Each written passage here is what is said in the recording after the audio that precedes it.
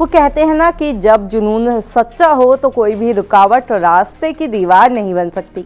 अक्सर लोग अपने कर्तव्यों को सबसे ऊपर रखते हैं और इन्हें निभाने के लिए अपनी ज़िंदगी में कई समझौते भी करते हैं।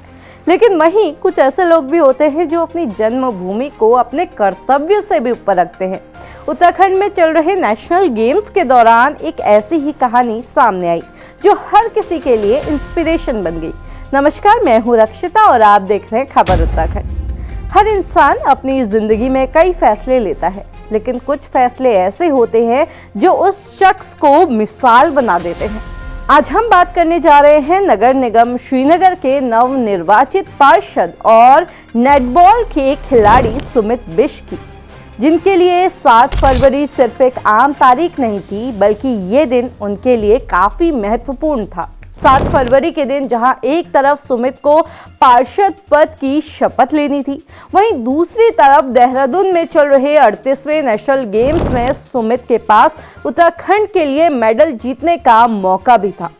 सोचिए, महीनों तक दिन रात मेहनत करके चुनाव प्रचार करना, हर गली हर मोहल्ले में जाकर लोगों की परेशानियां सुनना और अपने विजन को उनके सामने रखना। सुमित ने चुनाव जीतने और अपने वार्ड के विकास करने के लिए ये सब कुछ किया।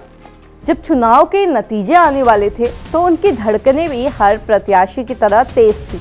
एक और उम्मीद थी तो दूसरी ओर घबराहट। और फिर जब जीत की घोषणा हुई तो उनके नाम के आगे निर्वाचित लिखा गया।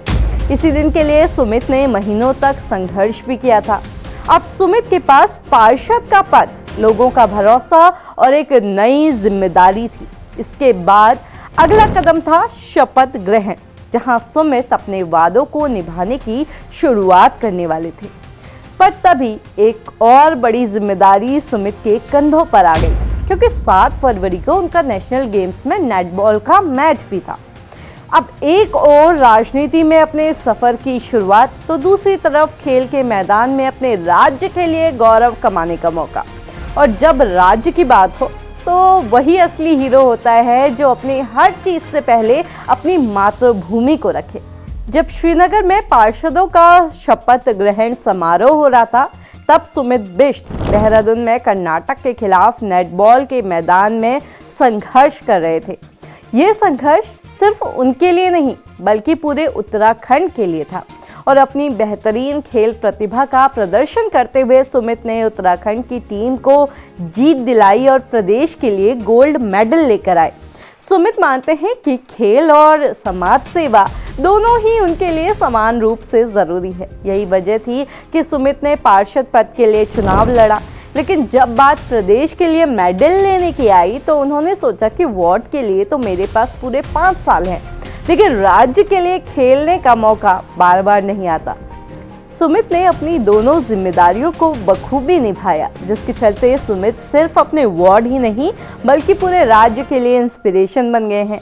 सुमित को खबर उत्तराखंड की तरफ से ढेर सारी बधाइयाँ। ऐसे ही खास खबरों के लिए बने रहे हमारे साथ। अगर आप हमें YouTube पर देख रहे हैं तो हमारे चैनल को सब्सक्राइब ज़रूर कर लें, और अगर आप हमें Facebook पर देख रहे हैं हमारे चैनल को फॉलो भी ज़रूर कर लें।